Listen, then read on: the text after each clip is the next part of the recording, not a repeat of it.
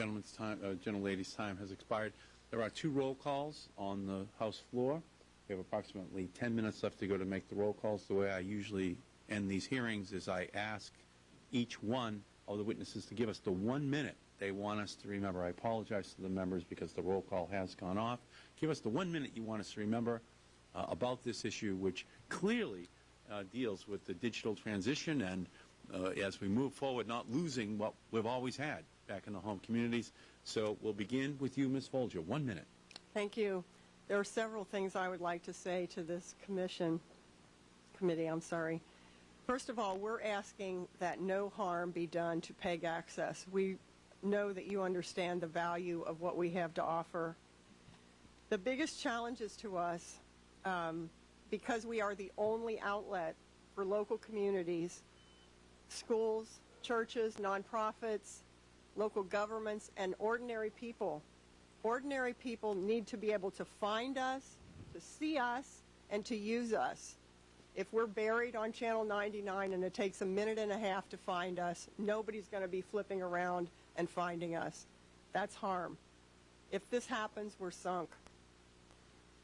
And what do we want to make this right? We feel that these problems are a result of bad law. The way to correct it is good law. Close some of these loopholes that are allowing these things to happen. I believe that PEG channels are the poster children of localism. So fix the problems, please. We agree with you, too. And I think every guy who is here knows that, and every woman who sees a guy with a clicker in his hand knows that that guy can watch the news, a sporting event, and a movie simultaneously, clicking back and forth. And there's no guy waiting a minute and 30 seconds for any station to come on. So that has to get fixed. Ms. Torreano. Thank you very much. I would just say, first of all, again, thank you for inviting me here. We are a new entrant. We are giving your constituents a choice. And when there's choice, that's always a good thing, because that means that the consumer, your constituents, are really in the driver's seat. This is evolving. It's a process. It's not an event. And we expect the process to continue and to continue to improve. It's a robust product. It's an innovative product. It differentiates us. And we do believe and act on it. Our communities are important. That's where we live, too. And that's where our customers are. And we are going to continue the dialogue and continue to evolve our product. And thank you again. Thank you, Ms. Torreano. Mr. Cohen. I'll be unaccustomed and will turn time back to the chair. Number one, 3 statements. 1, PEG programming is valuable and important. 2, the digital transition is complicated and may require change, but in the end, it will be very good for consumers. And number 3, Comcast and the cable industry pledge to this committee to commit to work with our LFAs to protect the essence of PEG through the digital transition. Thank you, Mr. Cohen. Mr. O'Reilly. Thank you, Chairman.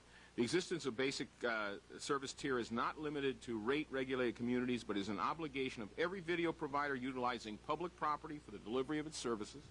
That PEG channels must appear on the basic service tier or the same level of service as that of commercial broadcast carriers or channels. That PEG programming must be delivered with the same visual and audio quality and technical functionality, including closed caption, provided for commercial broadcast channels. And that a single tier of service may not be technically divided such that the subscriber must employ additional equipment to view all the programming on that tier. In addition, I'm sorry that Congressman Upton didn't go, because if he moved to Dearborn, he would have a choice for a Big Ten channel, because with competition, while Comcast in our community doesn't carry a Big Ten channel, WOW does. So that's why we are for competition and market. Great. Thank you, Mr. O'Reilly. So I think anyone who heard this hearing knows that there is widespread support for PEG channels on the Telecommunications Committee. We want the consumer to be king. We understand that there is a digital transition that is going on in the industry, but we want to ensure that as flexible as you have to be in doing that, that ultimately that the PEG experience that consumers are used to not only continues to exist, but is expanded and improved upon. We want more channels. We want better programming. We want broader bands. We want more local access, more diversity. That's what the consumer expects as part of this revolution.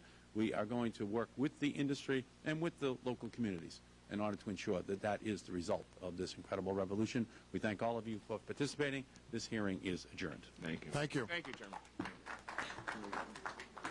Thank you. Mayor, pleasure.